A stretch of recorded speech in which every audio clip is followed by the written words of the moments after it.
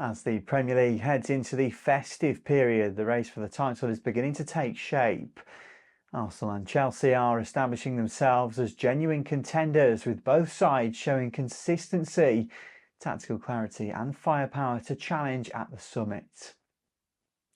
The Gunners continue to impress with a balance of youth and experience, while Chelsea's blend of emerging stars and disciplined leadership under Enzo Maresca has given them the capacity to compete on multiple fronts. Well, I think we are all there, and they are there because they fully deserve what they are, what they have done in the last few years. I think the squad that they assembled, the numbers that they have, the amount of quality, the manager and the coaching staff that they have, it makes sense that what is happening there is very, very positive, and they deserve to be there. So after beating the Spurs at home, then we had to make the statements again by Munich. We've done that, and now we have to go to the next one. That's where we are. We knew the importance of the week. Not only that, what is coming afterwards, after 3 days, is going to be exactly the same. Nothing is going to change, but we are super motivated for the game. Yeah, we work in some patterns for sure.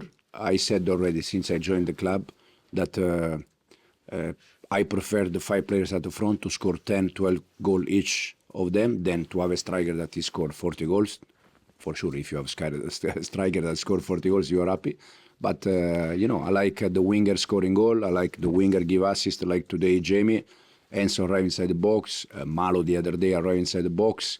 So we work on some pattern to also create chances with attacking player. But I'm very happy since I joined the club, not just in this moment. For sure, when you are Chelsea manager, you know that when you lose one game, it's crisis, and if you lose 2, it's a huge crisis. So you have to be aware of that. But I really enjoy because also, I like to learn. Today we expect Burnley back 5, and they were back 4. So after 20 minutes, we needed to change the plan, and the player adapt. I learn things, so very happy. For Liverpool, this season has been one of transition. The defending champions have struggled to reproduce last year's fluency, and Arne Slot's side is gradually adjusting to changes in personnel and evolving tactics. Key players like Mohamed Salah remain influential, but the club is slowly exploring life beyond its established stars, and the festive fixtures will test their ability to adapt under pressure.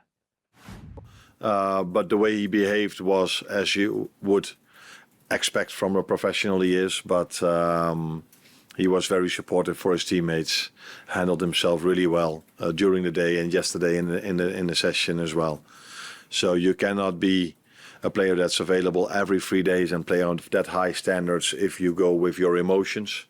But for Mo, he's so disciplined, knows what to do to stay fit, and no matter if he plays well, doesn't play well, if he plays or if he doesn't play, he will always be that top professional, and that's what he was in the last 2 days. Meanwhile, Manchester City continue their measured approach under Pep Guardiola. City are not relying on flash results, but steadily accumulating points, blending experience and talent to maintain momentum.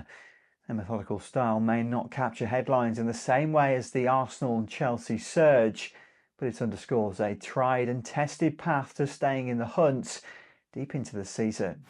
Player more inside, but I like Phil in central positions. But he can play as a winger. But for me, as a winger, Savio and Jeremy's and even Oscars, and I'd have attributes, because the other 3 don't have the sense of goal.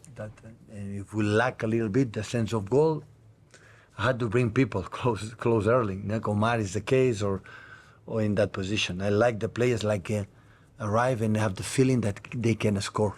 The big teams score many players. If just Erling is the guy who scores goals, we will struggle. As we head towards the new year, fans can expect drama, momentum, swings and potential shifts in the title race. With consistency, key injuries, form and tactical evolution all playing a role, the Premier League remains as unpredictable and compelling as ever, setting the stage for a gripping run to the new year.